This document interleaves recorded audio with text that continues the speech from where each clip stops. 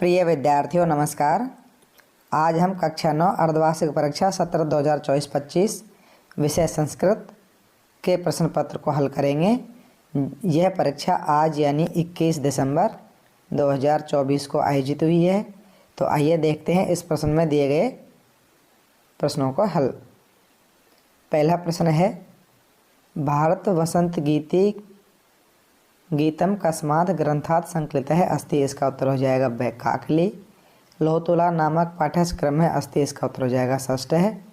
श्री पद्म शास्त्री रचित ग्रंथ है अस्ति। इसका उत्तर हो जाएगा ब विश्वकथा शतकम। मातृ शब्द से प्रथमा विभक्त एक वचन रूपम अस्ति। इसका उत्तर हो जाएगा ए माता।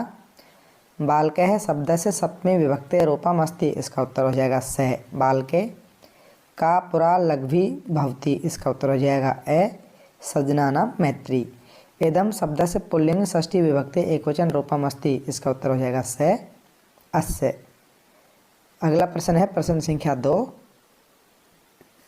इसमें है संस्कृते। यहाँ पे आएगा द्वाविंशति उपसर्गा सन्ति। कविना कालिदासः श्रेष्ठतमः अस्ति। छात्रः पठितुं विद्यालयं गच्छति।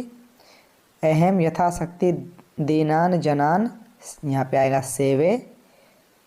तस्य दुहिता विनम्रा। यहाँ पे आएगा अस्ति। अगला प्रश्न है प्रश्न संख्या 3। इस गद्यांश को आप पढ़ लेना, हम आपको सीधे उत्तर बता देते हैं। पहला प्रश्न है, अस्य गद्यांशस्य समुचितं शीर्षकम् अस्ति।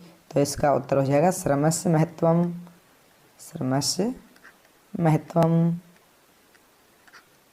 अगला प्रश्न है, एक पदेन उत्तर यानी एक पद में उत्तर देना है। श्रमस्य महत्वम के जानन्ति। तो यहाँ पे आएगा श्रमस्य महत्वम सर्वे जना जानन्ति। कीदृशः श्रमः व्यर्थः भवति। यहाँ पे आएगा अधीष्णः श्रमः व्यर्थः भवति। के नरः पाप भागः भवति।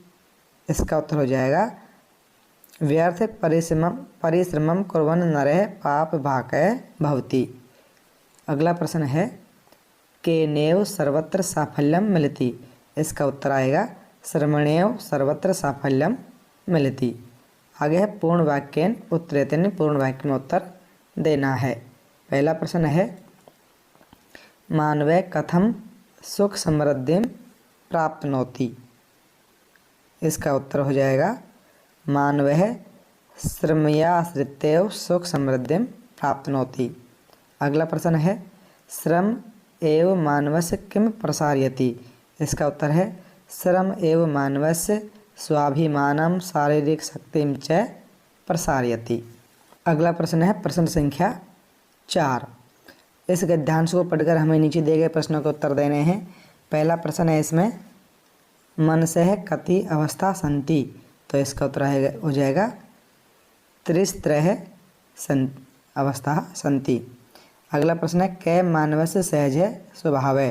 तो इसका उत्तर हो जाएगा उत्साह मानवस्य सहजः स्वभावः। अगला प्रश्न है, कस्य कस्य नास्ति संबंधः। यहाँ पे आएगा वयसः उत्साहस्य च नास्ति संबंधः। अगला प्रश्न है, मनस्य तिस्त्रः अवस्था का। इसका उत्तर लिखेंगे उत्साह दानशीलता निराशा मनसः तिस्र अवस्था सन्ति। अगला प्रश्न है प्रश्न संख्या 5। अधो लिखितयो शब्दयो संधि विच्छेदम कृत्वा संधे नामापि लिखत। सुगंध है तू। इसका संधि युक्त पद बनेगा सुगंधस्तु और इसमें विसर्ग संधि। परोपकार का होगा पर प्लस उपकार है। इसमें हो जाएगी गुण संधि। प्रश्न संख्या 6। राज्ञ है पुरुष। इसका समास होगा राजपुरुष है तत्पुरुष समास। धर्माधिकारी इसका हो जाएगा धर्मस्य अधिकारी। इसमें भी तत्पुरुष समास। अगला प्रश्न है, अधो लिखितो वाक्यो रेखांकित पदे विभक्ति तत्कारणम च लिखत। इसका उत्तर हो जाएगा राजमार्गम अभिते। अभिते के अभी इसमें द्वितीय विभक्ति है और अभिते के योग में द्वितीय विभक्ति आती है। नेत्राभ्याम में तृतीय विभक्ति कनु ये नांग विकार में तृतीय विभक्ति आती है। आगे है अधोलिखित वाक्य हो रेखांकित पदमात्र प्रश्न निर्माणम कुरुत। तो वृक्षा फलम खादंती, इसमें आएगा काहा फलम खादंती। मोदकानी पूजा निमित्तानि रचितानि आसन, यहाँ पे आएगा कानी, कानी मोदकानी की जगह कानी आ जाएगा। ग्रामे निर्धना स्त्री अवसत, यहाँ पे आ जाएगा ग्रामे का अवसत, यहाँ पे आ जाएगा बसंते सरसा रसाला लसंती, यहाँ पे आ जाएगा वसंते कीदृशाः रसाला लसंती। अगला प्रश्न है स्वपाठ पुस्तकात् को अपि दौ श्लोकौ लिखत यौ अस्मिन् प्रश्न पत्रे नेशात, यानी अपनी पाठ्य पुस्तक के कोई 2 श्लोक लिखने हैं जो इस प्रश्न पत्र में नहीं हो, तो वो 2 श्लोक होंगे। आलस्यम ही मनुष्याणां शरीरस्थो महान् रिपु नास्ति उद्यम समो बंधु कुर्वाणो न अवसीदति। अगला श्लोक होगा उदेति सविता ताम्रे ताम्रे वस्तम इति च संपत्तौ च विपत्तौ च महताम एक रूपता। अगला प्रश्न है अधोलिखितस्य श्लोकस्य हिंदी भाषायां सप्रसंग भावार्थः लिखत, इसका हमको भावार्थ लिखना है। तो इसका भावार्थ होगा मनुष्य को धर्म का सार सुनना चाहिए और सुनकर उसे मन में धारण करना चाहिए, और जो स्वयं को प्रतिकूल लगे यानी अच्छा न लगे वैसा व्यवहार दूसरों के साथ नहीं करना चाहिए। अर्थात जो व्यवहार हमें अच्छा नहीं लगता वैसा व्यवहार हमें दूसरों के साथ भी नहीं करना चाहिए। अगला प्रश्न है प्रश्न संख्या 11।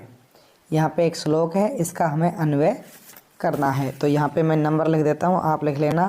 जैसे स्थानीय में आएगा 1 नंबर,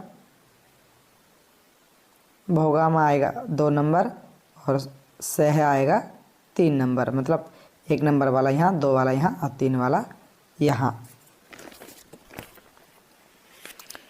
आगे प्रश्न संख्या 12 है। इस 12 के अथवा वाले प्रश्न को हम हल करेंगे।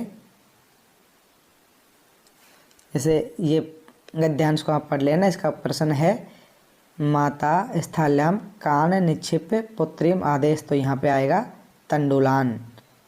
अगला प्रश्न है माता तंडुलान केभ्य रक्षितुम कथयति, तो यहाँ पे आएगा ये वाला खगेभ्य।